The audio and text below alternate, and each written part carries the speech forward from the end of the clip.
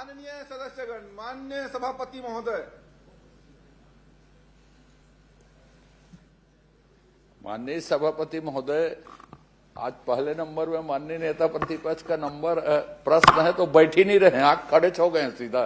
नेता प्रतिपक्ष जी वैसे ही 1 नंबर में है। भारी एक्साइटेड है पहले नंबर में प्रश्न को लेकर वो। डॉक्टर चरणदास मान। सभापति महोदय, बड़ी मुश्किल से और चंद्राकर जी की कृपा से आज मेरा पहले नंबर पे प्रश्न है।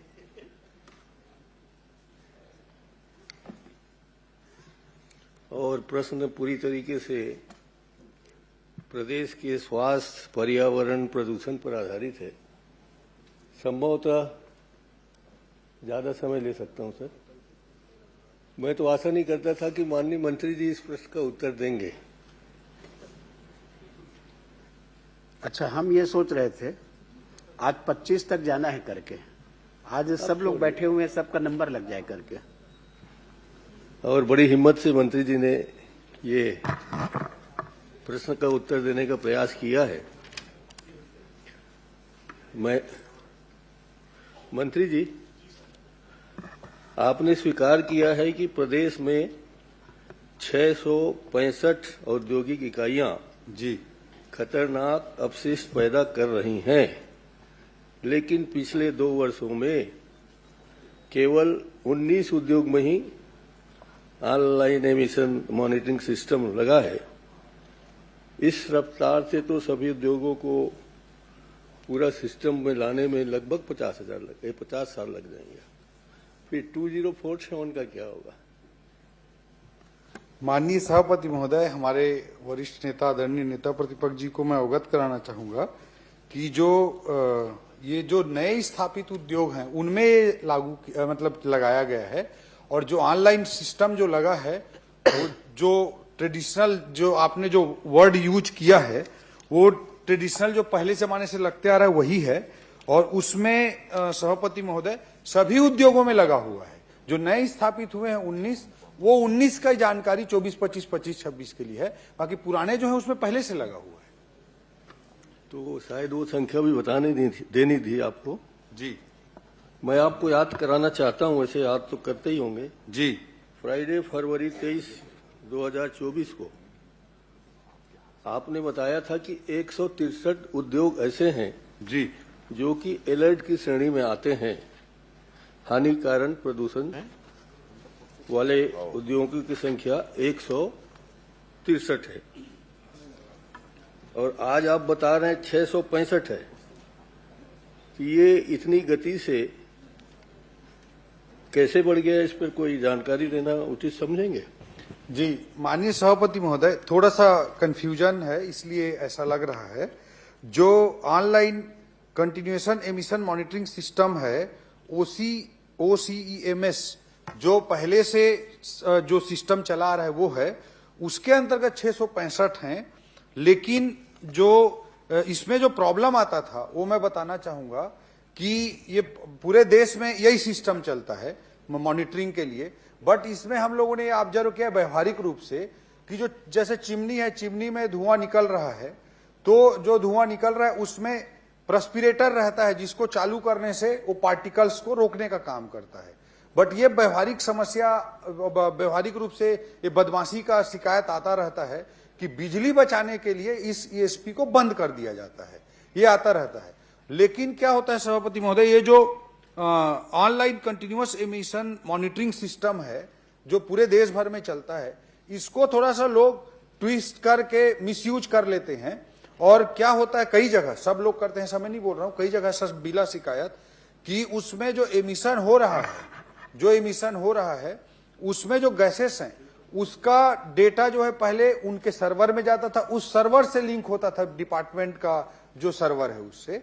तो उसी के जगह हमने अपने से ही, ये कोई कानून में नहीं लिखा है न कहीं पे लिखा है, लेकिन अपने से ही हमारी सरकार आने के बाद हमने इसका जो बेस्ट और टेक्नोलॉजिकल अपग्रेडेशन क्या हो सकता है जिससे इस तरह का डेटा मैनिपुलेशन करके कोई उद्योग प्रस्पिरेटर को बिजली बचाने के लिए बंद करके लोगों के जीवन के साथ खिलवाड़ ना कर सके, इसके लिए हमने CG निगरानी पोर्टल बनाया। और इसमें IoT जो टेक्नोलॉजी है उसको यूज कर रहे हैं। और जो 163 माननीय नेता प्रतिपक्ष जी ने उद्योगों की बात जो कही है, वो इसके आईओटी के दायरे में जो अत्यंत जो इस तरह के गैस एमिशन करते हैं उसके दायरे में है, और उसकी संख्या भी एक और बढ़ गई है, अभी 163 से 164 हो गया है।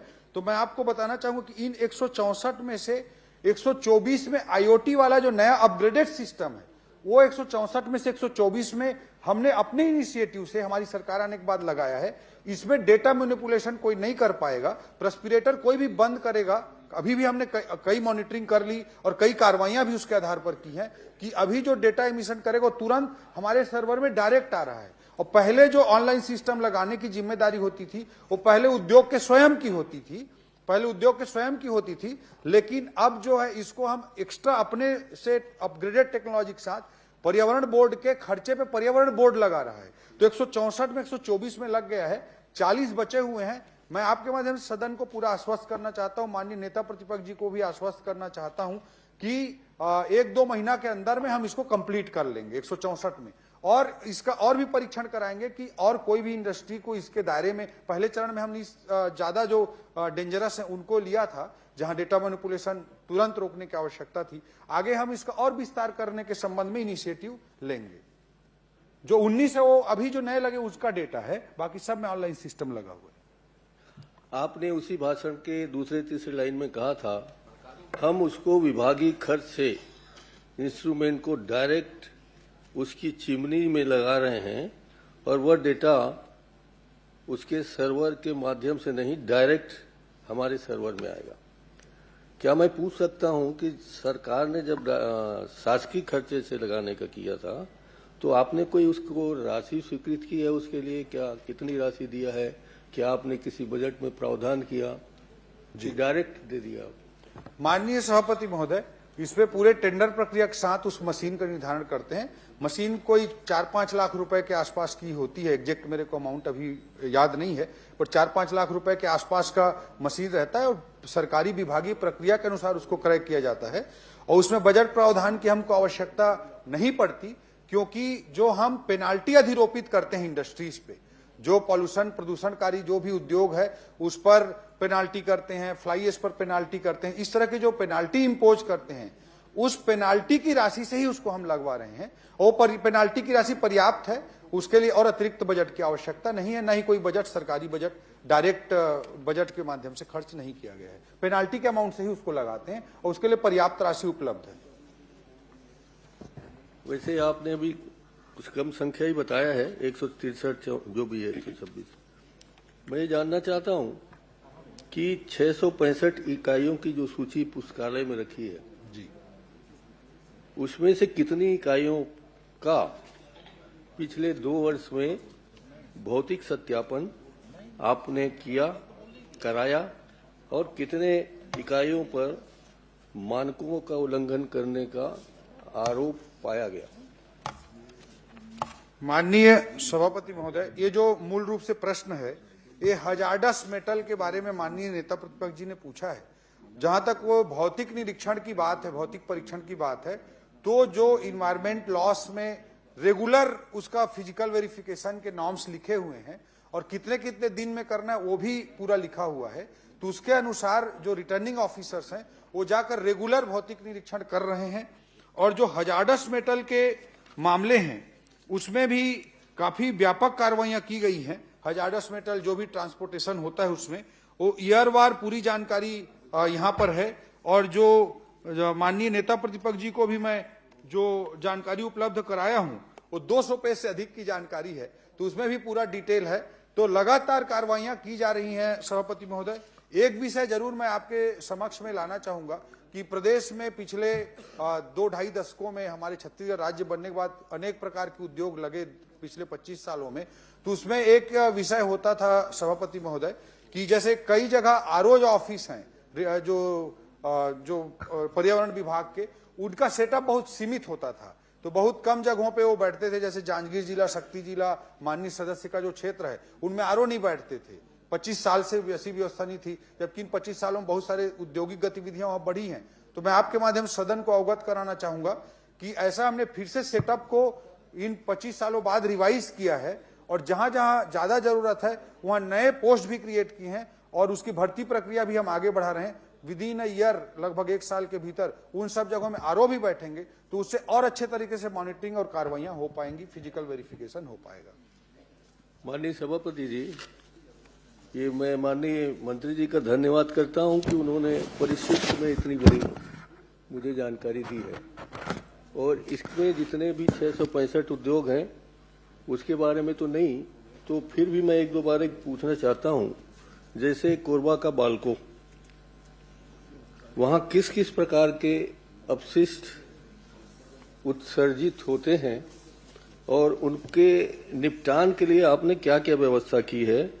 और सिर्फ कोरबा का ही, बाल्को का ही प्रश्न है, इसलिए मुझे बता सकते हैं आप कि कौन कौन अधिकारी वहां देखने गए थे, कब कब गए थे?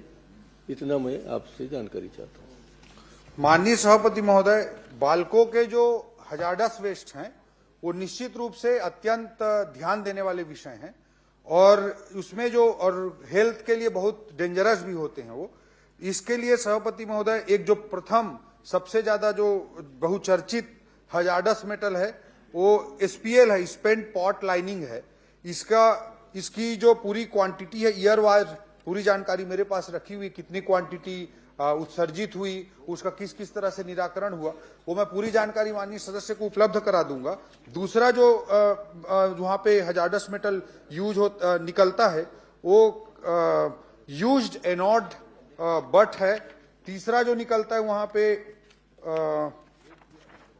4 प्रकार के टोटल निकलते हैं हजार्डस मेटल सभापति महोदय, ये केमिकल नाम है अलग अलग, तो इसकी जानकारी मैं उपलब्ध करा दूंगा। कैथोड रेसिड्यू है, वो भी है, तो 4 प्रकार के टोटल हैं बाल्को के संदर्भ में। इनके निपटान के संदर्भ में मैं आपके माध्यम से माननीय नेता प्रतिपक्ष जी को और पूरे सदन को अवगत कराना चाहूंगा कि इसके निपटान, जो हजार्डस मेटल होते हैं उनके निपटान के संदर्भ में भी जो एक बड़ा काम पिछले साल हुआ है वो CTSDF है सभापति महोदय, common treatment storage and disposal facility. ये बहुत सारे राज्यों में नहीं है, हमारे छत्तीसगढ़ राज्य में भी नहीं था। 50 एकड़ क्षेत्र में CSIDC उद्योग विभाग के अंतर्गत आने वाली CSIDC संस्था ने इसको PPP मॉडल पे विकसित किया 50 एकड़ क्षेत्र में, और जो भी हजार्डस मेटल जो रिसाइकल करने योग्य होते हैं उनको रिसाइकल किया जाता है। रिसाइकल जो नहीं, मतलब जो यूज करने वाले होते हैं, जैसे सीमेंट वगैरह की इंडस्ट्री में 600 डिग्री से अधिक का तापमान रहता है, तो वहां पे कई मेटल ऐसे होते हैं जो बिना कोई हेल्थ हजार्ड के वहां डिस्पोज हो जाते हैं। तो जो बच जाता है लास्ट में, उसको लैंडफिल में डिपॉजिट करने के लिए, डंप करने के लिए सभापति महोदय ये साइट डेवलप किया गया है, और ये 50 एकड़ का साइट डेवलप किया गया है, और इसकी इतनी क्षमता है कि ये 60,000 मीट्रिक टन प्रति वर्ष तक को उसमें हम डिपॉजिट कर सकेंगे, और 30 सालों तक के लिए ये अभी जितनी इंडस्ट्री है छत्तीसगढ़ में और जितने हजार्डस मेटल क्रिएट हो रहे हैं और जो रिसाइकल नहीं हो पाते हैं उनको 30 सालों तक डिपॉजिट कर सकेगा। इतनी बड़ी व्यवस्था 23 मई 2025 को प्रारंभ हुई है हमारी सरकार आने के बाद। इससे निश्चित रूप से हजार्डस मेटल के डिस्पोजल को एक नया आयाम मिलेगा। और दूसरा मैं कहना चाहूंगा सभापति जी कहिए ना। दूसरा मैं कहना चाहूंगा सभापति महोदय कि हमने और एक भी प्रयास, मतलब एक अभी अपने विभाग से एक और इनिशिएटिव लिया है कि ये जो हमने सेंटर बनाया है डिस्पोजल के लिए, उसमें दूसरे राज्यों का जो डिस्पोजल होगा उसको हम यहाँ पे नहीं लेंगे, हमारे छत्तीसगढ़ राज्य का ही लेंगे और उसको डिस्पोज करेंगे। ये भी हमने व्यवहारिक तौर पर एक प्रक्रिया अपनाई है। माननीय मंत्री जी, आपने 4 हजार्डस मेटल का यहाँ जिक्र किया है, और ये चारों के चारों बहुत खतरनाक हैं स्वास्थ्य के लिए। इसके अलावा भी जैसे NTPC है, ACCL है, बाल्को है, यहाँ से रोज, यदि आपके पास आंकड़े हो तो बताइए जी कि कितने यहाँ से राखड़ उत्पन्न होते हैं, उसका कैसे यहाँ से वहाँ डिस्पोज करते हैं, और आजकल कौन कौन ठेकेदार रायपुर के लगे हैं उसे डिस्पोज करने के लिए। माननीय सभापति महोदय, ये हजार्डस मेटल पर था, राखड़ उस हजार्डस मेटल कैटेगरी में नहीं आता। लगभग रोज ही फ्लाई एश पे क्वेश्चन आते रहते हैं, और मैं माननीय नेता प्रतिपक्ष जी को भी कई बार फ्लाई एश का हजार्डस मेटल ही बता दीजिए। राखड़ का प्रश्न वापस लेता हूँ क्योंकि वो मामला गड़बड़ है। नहीं, पूरा उसमें भी बहुत SOP बना के बहुत सारी कार्रवाइयां की गई हैं सभापति महोदय। अभी हजार्डस मेटल में क्या जानकारी चाह रहे हैं? SPL आपने कहा। जी यूज्ड एनॉइड की बात हुई, जी इस तरह से दो आपने और बताए। हाँ, क्योंकि टोटल आपके परिशिष्ट में ये ज्यादा नहीं था, जी तो मैं ज्यादा अध्ययन नहीं कर पाया हूँ, करूंगा अभी ये तो जितना अध्ययन करोगे उतना उसमें।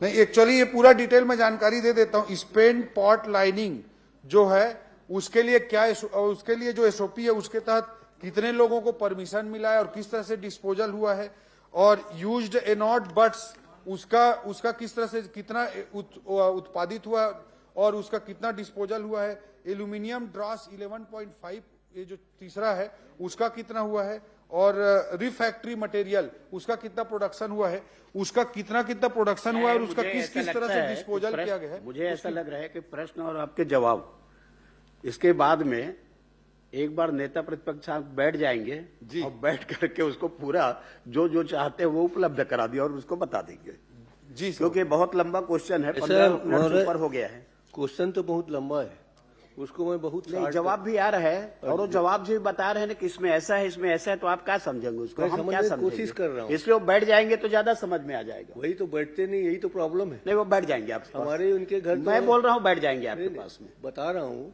हमारा इनका तो घर मंत्री जी बैठ जाएंगे ना। 100% सभापति महोदय, अभी भी क्वांटिटी अगर जानना चाहें तो मेरे पास टेबल पूरा बना हुआ है पढ़ने में, मतलब इतने सारे फिगर हैं। आप मुझे अलग से उपलब्ध करा दीजिए। जी निश्चित रूप से उपलब्ध। और आपका घर और मेरा घर लगा हुआ है लगा हुआ है। तो राघवेंद्र सिंह जी नहीं एक अभी प्रश्न बचा है, skip करेंगे। एक मिनट, राघवेंद्र। खतरनाक कचरा सीधे तौर पर जनस्वास्थ्य से जुड़ा हुआ है सर, और इससे पूरा जीवन चाहे आदमी का हो पशुओं का है कुछ न कुछ होते रहता है, किसी को बीमारी, किसी को हार्ट अटैक। तो मैं ये जानना चाहता हूँ, आपका क्षेत्र हो गया रायगढ़ मान लें, मेरा क्षेत्र हो गया कोरबा मान लीजिए, और आप सबका क्षेत्र हो गया रायपुर, तो क्या इन तीनों जगह में हेल्थ इम्पैक्ट असेसमेंट के लिए कुछ प्लान आपने बनाया है, कराएंगे और कब तक कराएंगे? हेल्थ इम्पैक्ट जी असेसमेंट, जी स्वास्थ्य पर क्या प्रभाव पड़ता है, कहाँ कहाँ से कितने धुएं, कितने कार्बन डाइऑक्साइड, कितने क्या निकल रहे हैं, उसका एक परीक्षण करा देते। 25 साल तो हो गया अब अपने को छत्तीसगढ़ को जी। तो लोग माननीय बचने के सभापति उपाय करेंगे। महोदय, प्रश्न काल है कि चर्चा काल है? चर्चा काल है। मैं इसीलिए तो बोल रहा प्रश्नोत्तर हो रहा था है, आपस आप में भी चर्चा कई हो रही करा है, तो देंगे समझ करके। में नहीं आ रहा। आप भी कई नए प्रयोग करते रहते हैं, एक आध दिन मुझे तो दे दीजिए। जी माननीय सभापति महोदय, माननीय नेता प्रतिपक्ष जी ने बहुत महत्वपूर्ण विषय उठाया है। विशेषकर 1990 के दशक से लगातार छत्तीसगढ़ में औद्योगिकरण हुआ है, और मैं आपको आपके माध्यम से सदन को अवगत कराना चाहूंगा कि पिछले 2 सालों में जो ये हेल्थ हजार्डस मटेरियल्स हो या फ्लाई एश हो, ये इस तरह की गतिविधियों में सुधार लाने के लिए हमने बहुत सारे अच्छे सकारात्मक प्रयास किए हैं। उद्योग जो आज स्थापित सभापति महोदय, आज की परिस्थितियों में ऐसा तो हमारे पास चॉइस नहीं कि उसको हटा दें, कि उखाड़ के फेंक दें, आर्थिक विकास के वो भी अंग हैं, लेकिन पर्यावरण की दृष्टि से जो जो कदम नियम कानून में है उसको हम सख्ती के साथ, पूरी निष्ठा और प्रतिबद्धता के साथ लागू कर रहे हैं और करते रहेंगे। और जहां तक हेल्थ इंपैक्ट असेसमेंट की बात आदरणीय नेता प्रतिपक्ष जी ने कही है, वो भी अत्यंत महत्वपूर्ण विषय है। इसके बारे में भी हेल्थ डिपार्टमेंट से चर्चा करके सकारात्मक प्रयास जरूर करेंगे। अध्यक्ष महोदय, कोई आरोप नहीं लगा रहा हूं, मगर बाजारों में ये बात है कि यहाँ से जो असेसमेंट करने या जांच करने जाते हैं उसकी खबर उस इंडस्ट्री को पहले लग जाती है। चाहे जितने भी कोल वासरी हैं जहाँ हैं, तो वहाँ जाते हैं तो अक्सर कोल वासरी बंद पाया जाता है और उत्सर्जन कुछ नहीं होता। तो मेरे ख्याल से ये इसलिए हो रहा है कि पर्यावरण का कोई अलग से कार्यालय नहीं है, पर्यावरण का सिर्फ मंडल है। तो मंडल में जो लोग कमंडल लेके बैठे हैं उसमें कुछ सुधार कर दीजिए। माननीय सभापति महोदय, पर्यावरण का कार्यालय क्षेत्रीय स्तर पर भी है, रीजनल लेवल पे ही है, रीजनल ऑफिसर्स हैं प्रदेश के अलग अलग जगहों में। और जैसा कि मैंने आज ही इसी प्रश्न के दौरान बताया कि 25 साल से उस सेटअप का रिवीजन नहीं हुआ था, उसको भी विभाग ने रिवीजन किया है। और जांजगीर जैसे जगह में जहां अभी नए आरओ पोस्ट स्वीकृत हुआ है, जो अभी बिलासपुर आरओ ही देखता था वहां के काम को, शक्ति तक के काम को, तो वो भी हमने स्थापित किया है। और हम तो ऐसी टेक्नोलॉजी यूज कर रहे हैं, आईओटी बेस्ड टेक्नोलॉजीज को यूज कर रहे हैं, जिससे कोई डेटा का मैनिपुलेशन भी नहीं कर सकता।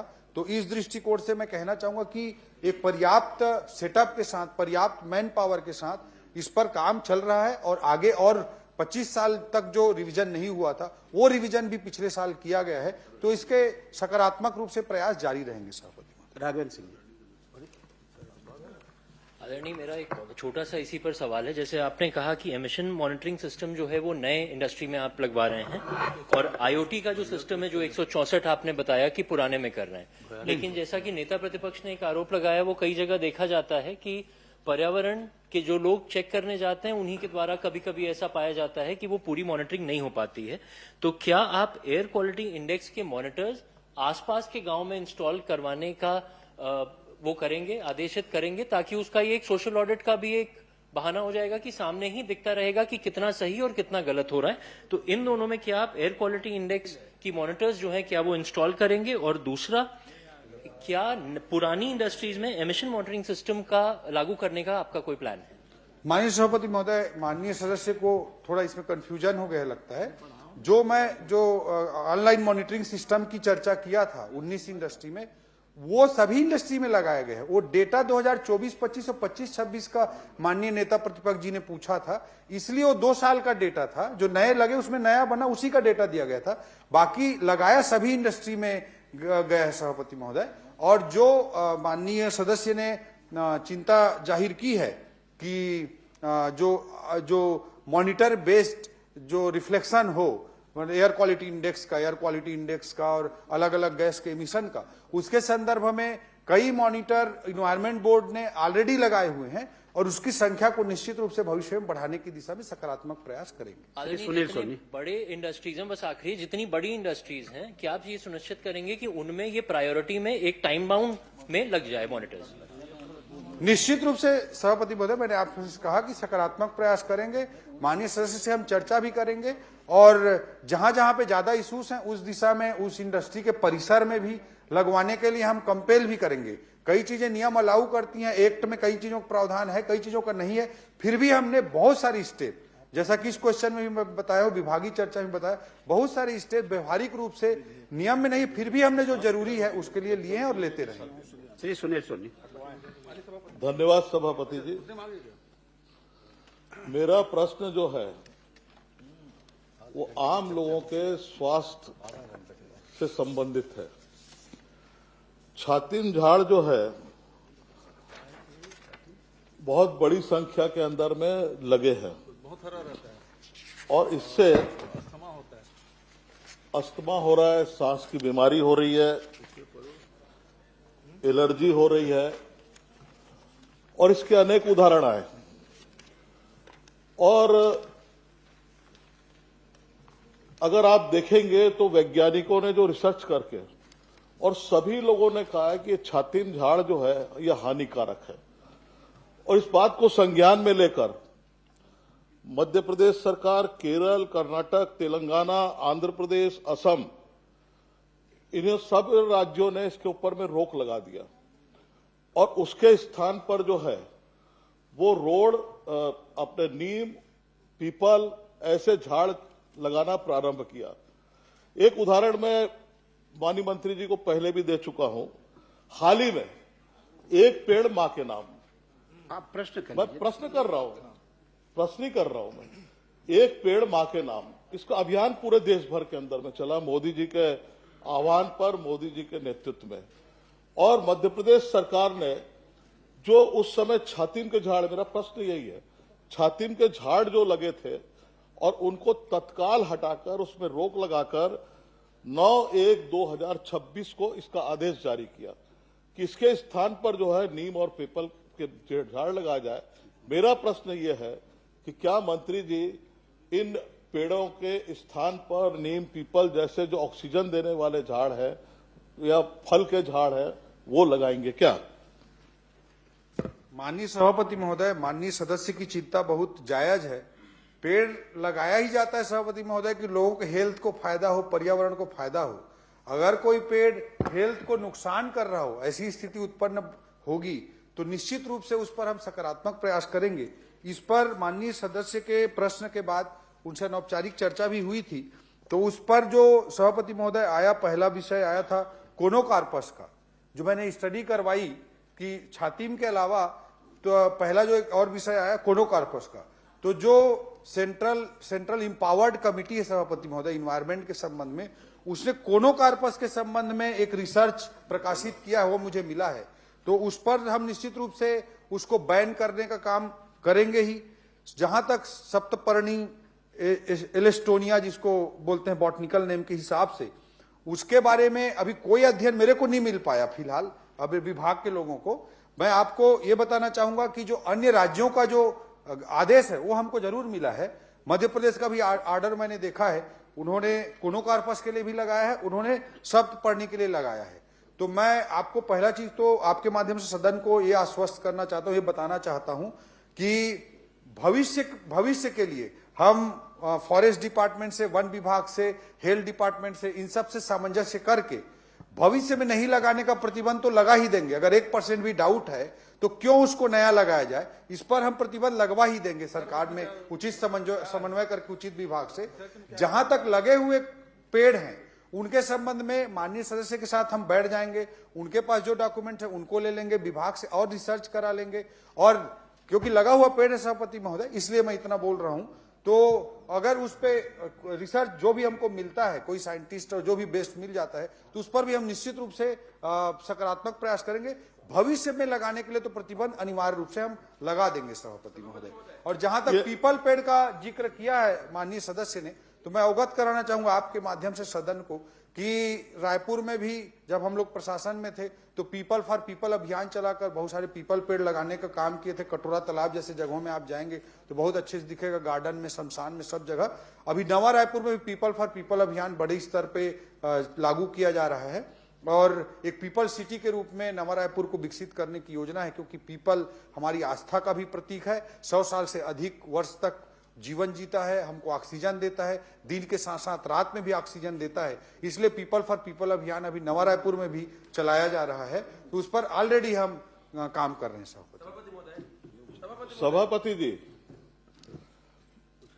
कोनोकार्पस के संदर्भ में अभी कहा, मेरा एक प्रश्न में है, ये झाड़ भी जो है वो स्वास्थ्य के लिए हानिकारक है, रिसर्च में मिल गया। और मेरा मंत्री जी से कहना है, इतने सारे राज्यों का मैं नाम ले रहा हूं, आपको ऑर्डर भी मैंने दिया है, तो कोई कारण है तब तो रोक लगाया भाई, नहीं तो बेवजह रोक नहीं लगाते।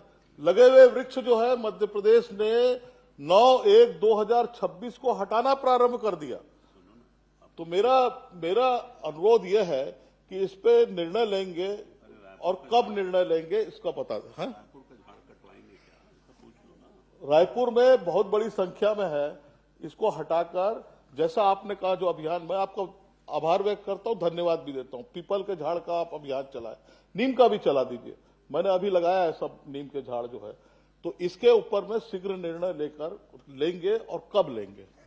माननीय सभापति महोदय, भविष्य के लिए प्रतिबंध कोनोकार्पस का तो रिसर्च पेपर मिल गया है मेरे को, राज्यों का ऑर्डर मिला है सभापति महोदय, लेकिन किस रिसर्च के आधार पे, किस साइंटिस्ट के अभिमत के आधार पे, कौन से खोज के आधार पे उसको किया गया है, वो आधार नहीं मिल पाया था। मैं 2-3 दिन विभाग वाले खोज रहे थे, तो कोनोकार्पस का मिल गया सभापति महोदय। तो हम क्या है थोड़ा बता दीजिए, क्योंकि नई बात है जी। पहले तो क्षमा चाहूंगा सभापति महोदय, बहुत अच्छा विषय है, क्योंकि छातीम के बारे में तो ये कहा गया कि ठीक है, उसमें जो जनरल जो चर्चा है, परसेप्शन है कि उसमें अस्थमा का है, लेकिन कोनोकार्पस के बारे में जानकारी नहीं थी, आप नई जानकारी दे रहे हैं, तो उसमें कौन सी बीमारी होती है, क्या है? जी सभापति महोदय, हेल्थ के लिए नुकसानदायक है, सांस संबंधी बीमारियां होती, इतना मुझे जनरल आइडिया है। साइंटिफिक रिसर्च का जो भी पेपर है माननीय सदस्य को मैं उपलब्ध करा दूंगा, जो सेंट्रल इंपावर्ड कमिटी का जो फाइंडिंग्स है उसको। बाकी कोनोकार्पस के बारे में तो रिसर्च मिल भी गया है, तो उस पर निश्चित रूप से हम प्रतिबंध लगाने की दिशा में काम करेंगे। सप्तपर्णी के लिए, भविष्य के लिए, एलेस्टोनिया के लिए भी हम भविष्य में ना लगाया जाए, इसका आदेश निश्चित रूप से विभागीय समन्वय करके जारी कर देंगे। जो लगे हुए पेड़ सभापति जी, उसको हटाने की दिशा में भी माननीय सदस्य के साथ बैठकर सकारात्मक कदम लेंगे। सभापति जी, अरे मेरा प्रश्न हो जाए भाई। कोनोकार्पस बहुत गंभीर विषय है और बहुत बड़ी तादाद में रायपुर में लगा है और अस्थमा की बीमारी फैल रही है। इसके मैं अनेक उदाहरण दे सकता हूं। नया रेस्ट हाउस में लगा है आपके, और लोग इसको काटने के लिए आवेदन भी दे रहे हैं। उस पर निर्णय आप लीजिए। मेरे कब लेंगे इसको बताइए। एक कोनोकॉपर्स जो है वो पेड़ आप कॉलोनियां देखेंगे रायपुर शहर के अंदर में, नई कॉलोनी से लेके पुरानी कॉलोनी में बहुत तेजी के साथ में लग रहे हैं। उसको क्या हटाएंगे क्या या काटेंगे क्या?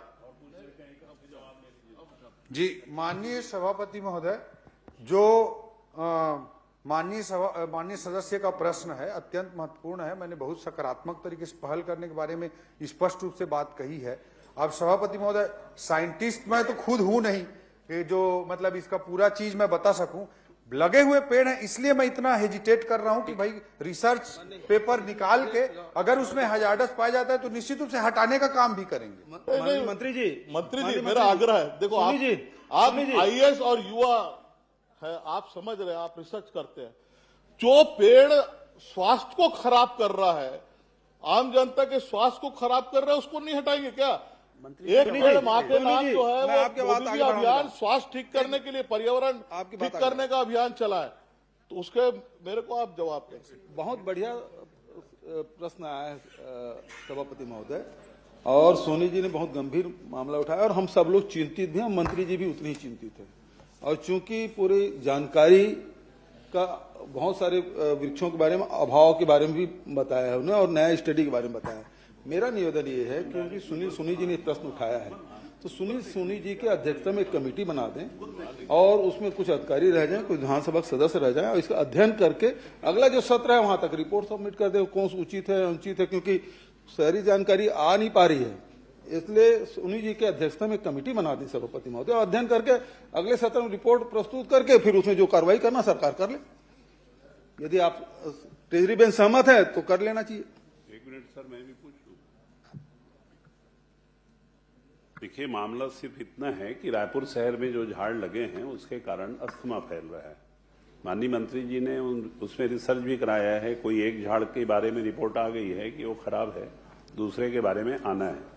तो चलिए, जो खराब रिपोर्ट, जो हानिकारक है, जो रिपोर्ट आई है, मैं समझ रहा हूं कि झाड़ में टंगिया चलाने के लिए आपका दिल गवाही नहीं दे रहा है, जो मैं समझता हूं मंत्री जी।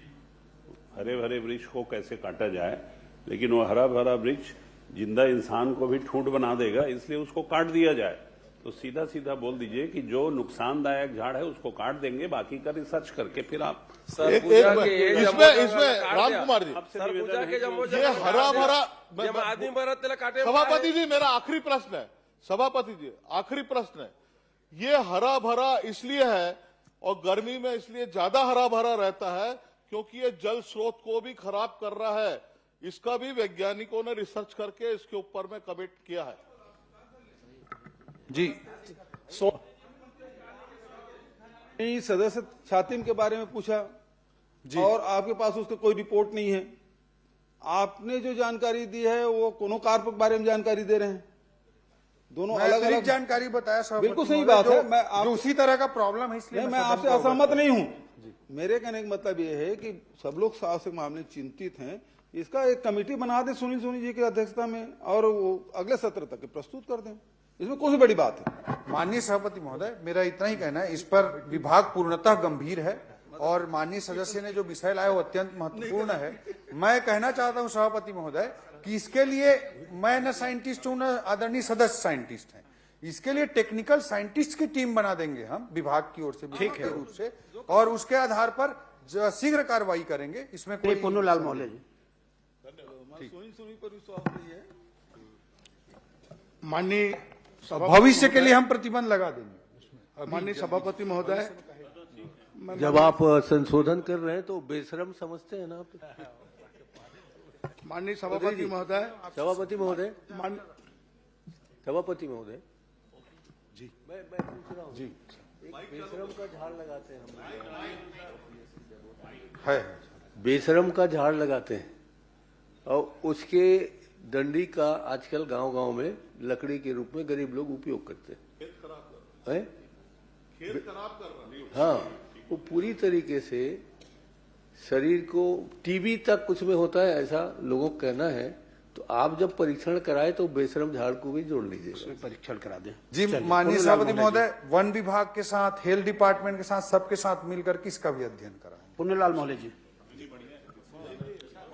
माननीय सभापति महोदय, एनपीएस से ये पुनः ओपीएस योजना का विकल्प के रूप में लगभग 2,91,797 अधिकारी कर्मचारी हैं। तो क्या ये पीएनएस योजना के हैं या पीएनएस योजना में अलग हैं? ओपीएस योजना में कितने अलग अलग बताने कष्ट करेंगे। माननीय सभापति महोदय, एनपीएस और ओपीएस दो मूल रूप से दो प्रकार की पेंशन योजनाएं हैं। इसमें सभापति महोदय पहले 2004 से छत्तीसगढ़ शासन द्वारा पूरे देश में जैसे लागू हुआ था, वैसी ओल्ड पेंशन स्कीम के जगह पे न्यू पेंशन स्कीम जैसे भारत सरकार ने लागू किया था और विभिन्न राज्यों ने लागू किया था, वैसी इसको छत्तीसगढ़ में भी लागू किया गया था।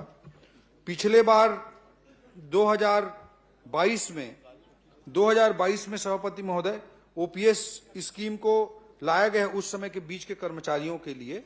तो 1 नवंबर 2004 के पहले कर्मचारी जो ऑलरेडी ओपीएस में हैं, उनके पेंशन संबंधी, उनके पीएफ संबंधी जो विषय होते हैं, उनको हैंडल करने का काम सभापति महोदय जो करता है वो महालेखाकार करते हैं, जो भारत सरकार के संस्था है। और उसके बाद की जो ओपीएस के केस हैं, नवंबर 2004 के बाद के जो केस जो बाद में विकल्प दिया गया एनपीएस और ओपीएस का, तो उसमें से लगभग 7,000 कर्मचारियों ने एनपीएस एडॉप्ट किया और लगभग 2 लाख से अधिक कर्मचारियों ने ओपीएस को एडॉप्ट किया।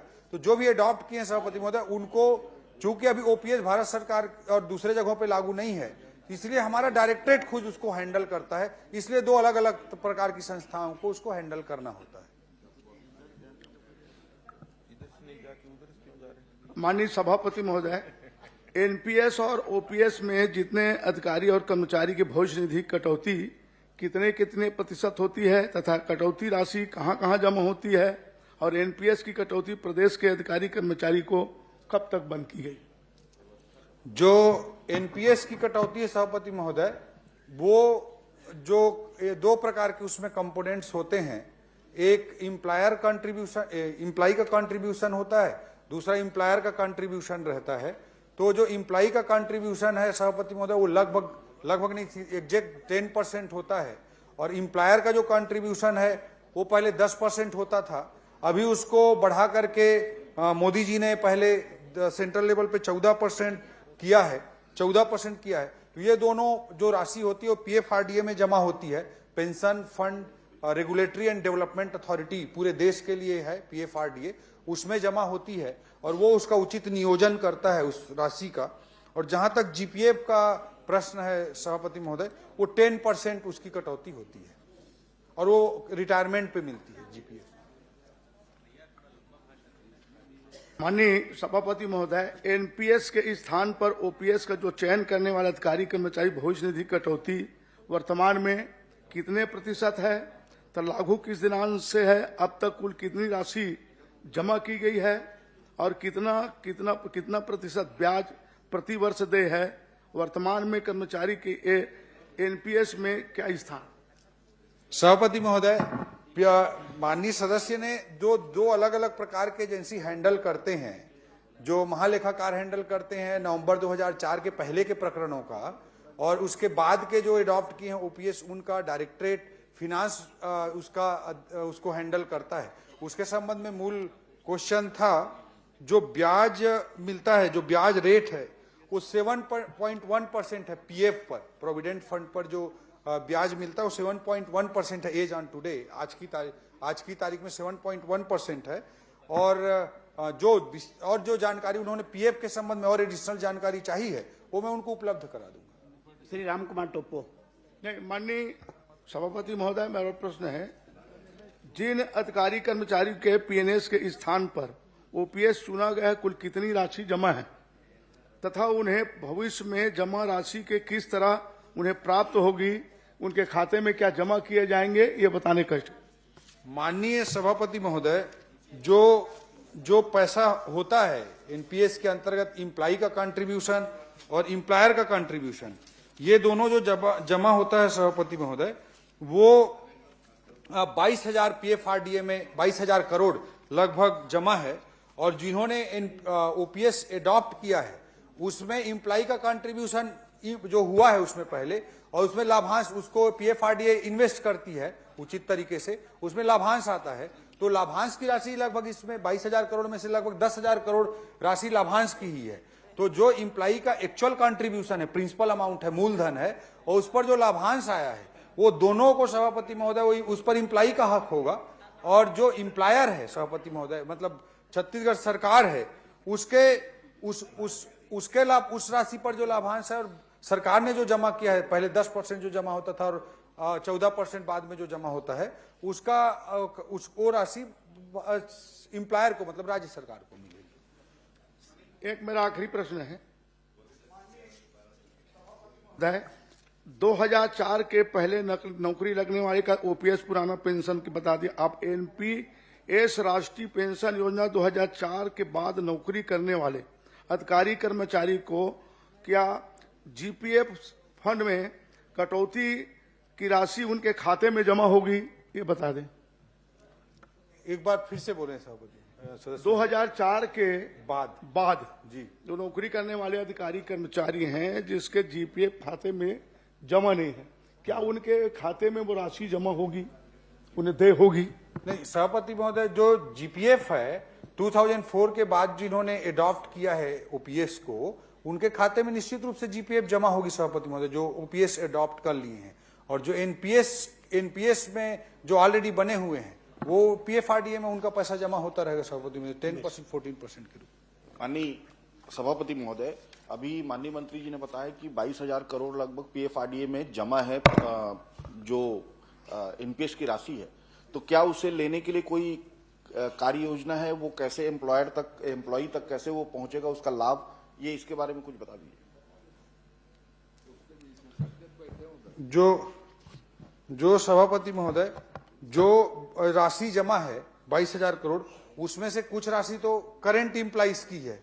करंट इम्प्लाइज जो अभी भी एनपीएस में है, जैसे छत्तीसगढ़ में 400 से अधिक ऑल इंडिया सर्विस अर्थात आईएएस आईपीएस और फॉरेस्ट सर्विस के जो ऑफिसर्स हैं उनका भी है। जो एडॉप्ट करने का विकल्प दिया गया था उसमें करीब 7,000 ने एनपीएस भी एडॉप्ट किया है, उनका ऑलरेडी मीटर चल रहा है, तो उनका पैसा तो वापस होने वाला कोई विषय नहीं है। तो जो इम्प्लाई है उसका जब रिटायरमेंट होगा, रिटायरमेंट जिस दिन होगा उस दिन इम्प्लाई का जो पैसा है पीएफआरडीए से इम्प्लाई को मिल जाएगा। भले ही वो अब ओपीएस में आ गया है, लेकिन बतौर एनपीएस जो उसने पैसा जमा किया हुआ है वो इम्प्लाई के खाते में आ जाएगा जिस दिन वो रिटायर होगा, उसके लाभांश और योगदान के साथ ही। और जो इम्प्लायर का पैसा है मतलब सरकार का जो पैसा है उसी के साथ इम्प्लाई के रिटायरमेंट के साथ ही वो पैसा जो इम्प्लायर का कंट्रीब्यूशन है वो लाभांश और प्रिंसिपल अमाउंट से ही सरकार के खाते में आ जाएगा। श्री राम माननीय सभापति महोदय, उमेश बाबू को तो उधर पूछ लेना चाहिए माननीय भूपेश बघेल जी से। एनपीएस ओपीएस के पूरा राष्ट्रीय विशेषज्ञ हैं वो, पूरा कांग्रेस का एजेंडा बनाया उन्होंने, सभी देश ने लागू किया, उसके प्रदेश ने आपके क्या एनपीएस है क्या ओपीएस है, उसको यहाँ प्रश्न पूछ बाजू पूछ लेना था। धन्यवाद सभापति महोदय। मैं माननीय मंत्री जी से जानना चाहता हूं कि छत्तीसगढ़ राज्य के प्रसिद्ध पर्यटन स्थल मैनपाट में कर्मा एथनिक रिसोर्ट जो बना था वो किस फार्म को टेंडर प्राप्त हुए और क्या डीपीआर में उल्लेखित सभी कामों को समय अवधि के अंदर कार्य को पूर्ण किया गया है क्या?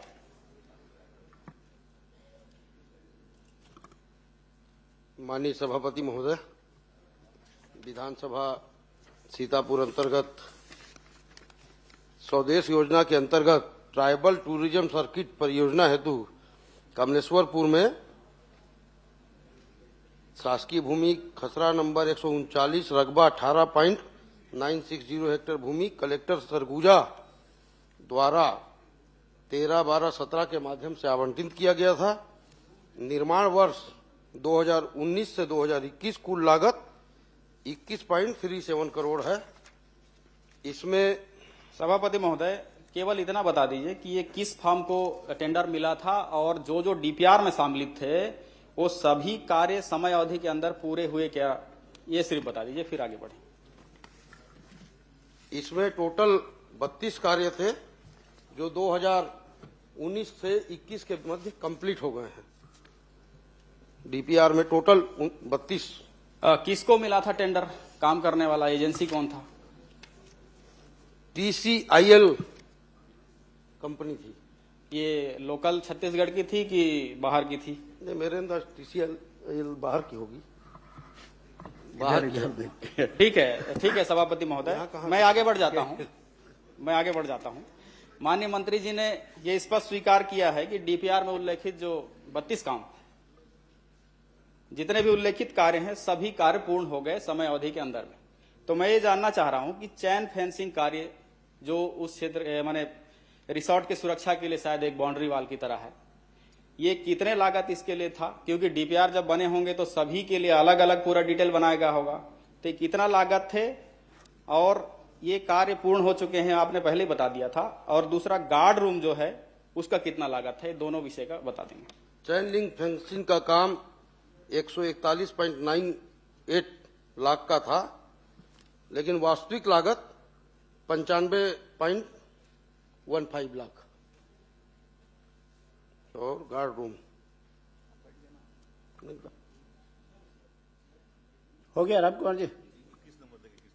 गार्ड रूम का 2.73 लाख का था, लेकिन 4.18 लाख में कंप्लीट हुआ है। इसी में प्रश्न है, ये जो आप बता रहे हैं कि इतने लागत की काम थी, ये काम अधूरा है वर्तमान में। ये जो चैन फेंसिंग कार्य है, ये टोटल जितने हेक्टेयर भूमि आपने जो हमको बताया है, ये पूरे क्षेत्र की सुरक्षा के लिए निर्धारित होगा, लेकिन ये काम अभी अधूरा है। आपके कहे के अनुसार 95 लाख का यदि इसमें प्रावधान था, तो इसमें 30 लाख या 40 लाख के बीच की राशि का काम अभी भी उसमें नहीं हुआ है। ये मेरा दूसरा। गार्ड रूम का काम वहां पे नहीं हुआ है।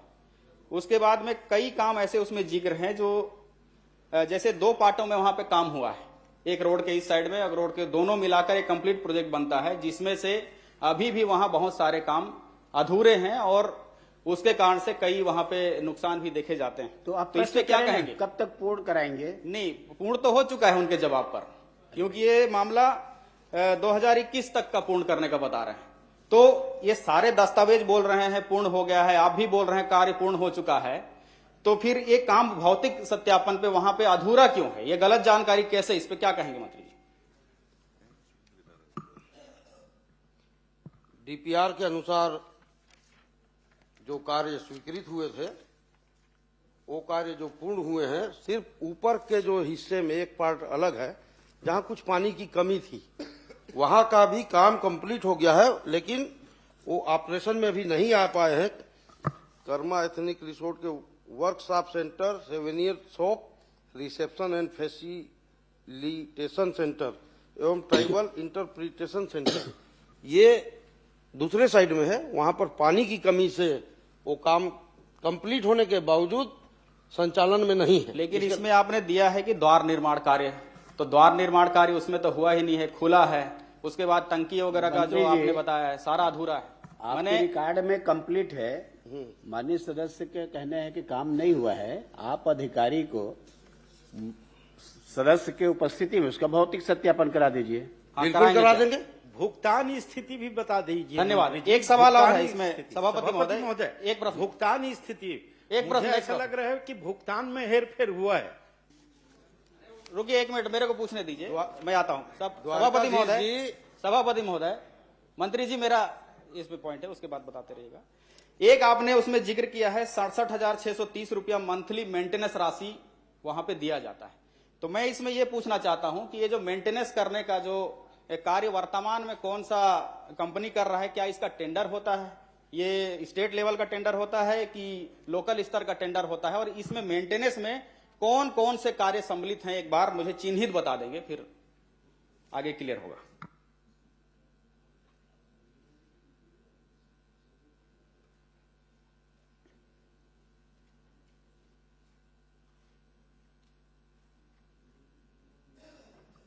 दिसंबर तक TCIL कर रहा था, अब विभाग कर रहा है। विभाग कर रहा है तो पहले कैसे, किस प्रावधान से कर रहा था और अभी विभाग किस प्रावधान से कर रहा है? और अगर विभाग कर रहा होगा तो वहां जो कर्मचारी हैं ऑलरेडी उनको कलेक्टर दर से पेमेंट दिया जाता होगा, जिस भी दर से, क्या वही काम करते हैं कि अलग से उनके लिए व्यक्ति हायर किए गए हैं? ये भी क्लियर करिएगा।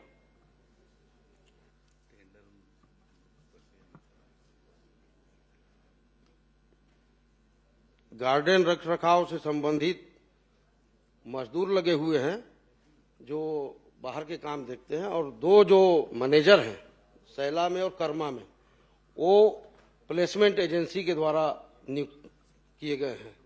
सभी लोग वहां पर कार्य कर रहे हैं। नहीं, ये किस प्रावधान से ऐसा हुआ है? क्योंकि पहले आप बता रहे हैं कि कोई एजेंसी के द्वारा किया जाता था, तो एजेंसी के द्वारा किया जाता था संभवतः टेंडर होता होगा, और अभी अगर विभाग कर रहा है तो फिर ये तो नियम कानून को तोड़ने वाला विषय हो गया। फिर अपनी मर्जी से विभाग कैसे काम कर रहा है? वो कौन से नियम के तहत कर रहा है, एक बार बताएंगे? कि डबल इंजन के नियम से किया जा रहा है। चूंकि रामकुमार यादव जी 2019 से 21 में बनी से, चूंकि ये यात्रियों के रुकने के लिए है और इसमें पर्यटन विभाग यात्रियों के सुविधा के लिए अपने हिसाब से कर्मचारी रखता है, और मैं बताना चाहूंगा कि सितंबर 24 से जनवरी 26 तक कुल व्यय राशि 14,50,548 रुपए है। 11,526 सभापति पर्यटक वहां महोदय, रुके थे, माननीय और मंत्री जी, 1,42,40,000 रुपया माननीय आय मंत्री हुई जी, है। उसी मैं सिर्फ ये जानना चाहता हूं कि 67,630 रुपया प्रति महीना केवल मेंटेनेंस राशि आपने वहां पे आरक्षित किया है, जिसमें प्लम्बरिंग काम भी है, और उसमें शायद संभवतः मेंटेनेंस में घास उखाड़ने से लेके पोताई करने तक सब होगा, माने उसमें टेक्निकल काम नहीं है। तो मैं इसमें ये कहना चाहता हूं, मैं प्रश्न नहीं पूछ रहा, क्या स्वयं सहायता समूह लोकल के समूह को इस मेंटेनेंस हेतु प्रावधानित करेंगे क्या? चूंकि बाहर के पर्यटक आते हैं, थोड़ा सा उसके लिए कुशल व्यक्ति रखे जाते हैं, और मैं वही बताना चाह रहा हूं। मैं इसलिए पूछना चाह रहा था कि इसमें क्या क्या काम समझ, घास उखाड़ने के लिए कुशल व्यक्ति की जरूरत है, स्वयं सहायता समूह उससे कुशल कोई हो ही नहीं सकता। लीजिए, बहुत ही अच्छे दोनों रिसोर्ट हैं, और पर्यटकों की संख्या लगातार बढ़ते जा रही है, लगातार उसमें आय में वृद्धि हो रही है। हम अच्छे श्रमिक रख के पर्यटकों की सुविधा बढ़ा रहे हैं, और अच्छा इनकम वहां से जनरेट हो रहा है, और उसी इनकम के मध्य से कुशल श्रमिक रखे जा रहे हैं, और बहुत कम खर्च करने के बावजूद हम अच्छी इनकम वहां से ले रहे हैं। श्रीमती हर्षिता स्वामी बघेल। सभापति महोदय, बच गया सभापति नहीं, बच गया। नहीं, अंतिम प्रश्न। हाँ, अंतिम प्रश्न ये क्लियर नहीं हुआ। मैं आपके माध्यम से निवेदन करना चाहता हूं कि ये 67,000 की जो राशि मेंटेनेंस वाला है, ये स्वयं सहायता समूह को किया जाए। और दूसरा मेरा ये लास्ट प्रश्न है कि कर्मा एथनिक रिसोर्ट जो है ये कितने भूमि पर बना हुआ है, एक बार बता देंगे, फिर एक ही बस छोटा। मैं आपकी जानकारी के लिए बता दूं कि जितने भी वहां श्रमिक कार्य कर रहे हैं वो स्थानीय लोग ही हैं, कोई बाहरी लोग वहां पर काम नहीं कर रहे हैं। सिर्फ तालमी सेंटर का एक प्लेसमेंट कर्मचारी को छोड़ बाकी सभी स्थानीय लोग ही वहां पर कार्य कर रहे हैं। और क्या पूछे, रकबा? हाँ, कितना रकबा है? रकबा मैं पहले बताया था आपको, एक बार और बता दीजिए।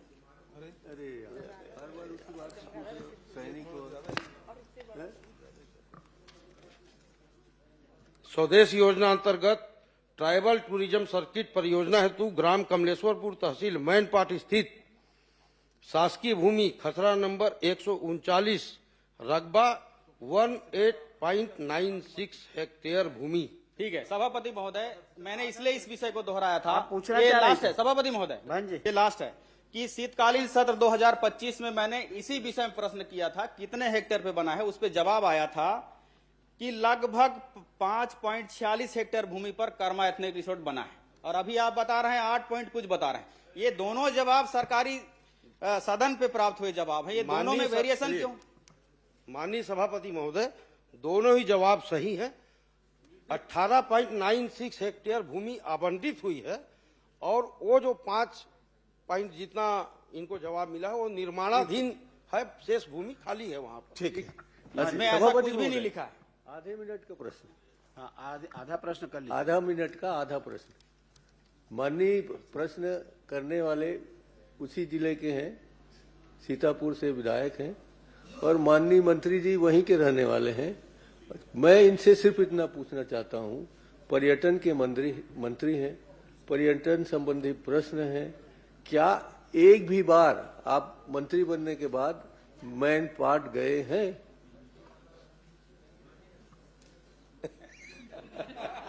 माननीय सभापति जी, नेताजी जाते हैं तो वहीं रात रुकते हैं हमेशा, जब भी जाते हैं।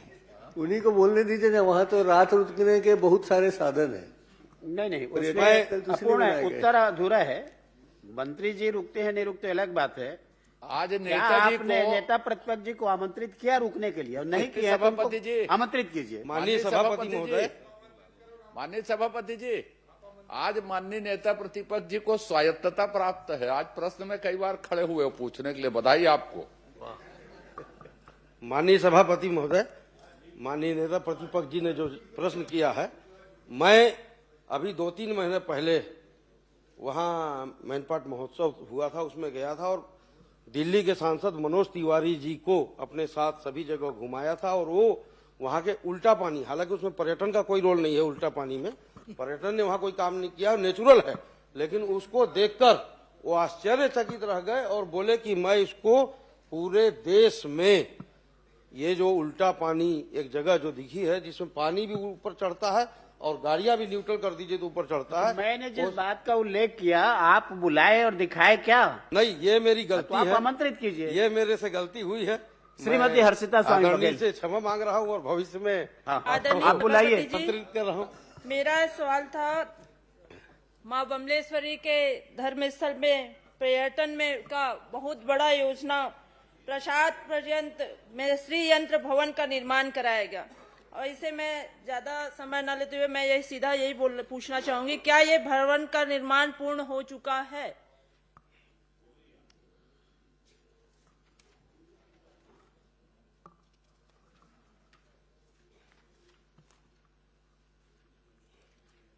ये दूसरा प्रश्न है मंत्री जी। श्री यंत्र भवन का पूछे ना, ये पूरे का? पूरे जो पूरा योजना है आपका प्रसाद योजना के तहत श्री यंत्र भवन और पूरे कार्य का कंप्लीट पूर्ण हो चुका है क्या? प्रसाद योजना उक्त निर्माण कार्य प्रारंभ करने की तिथि 8/1/2021 है तथा कार्य पूर्णता की तिथि 25/2/2025। कार्य को पूर्ण करने में थोड़ा समय लगा, अभी 90% कार्य पूर्ण हुआ है, 10% कार्य बाकी है। अच्छा, इसमें मैंने पूछा था, इसमें केंद्र की राशि और राज्य की राशि कितनी है? उसमें आपने कहा राज्य निरंक है, राज्य की राशि निरंक है और केंद्र में 2106.99 लाख केंद्रांश दिया गया, जिसमें आपने भुगतान क्या है 1658.37 लाख का भुगतान किया। क्या बाकी की जो छोटे ठेकेदार हैं उनका भुगतान कर लिया गया है? उसका निर्माणकर्ता एक ही कंपनी है और जैसे जैसे काम होते जा रहा है उसको भुगतान किया जा रहा है। मेरा सवाल था भुगतान का हुआ है या नहीं हुआ है?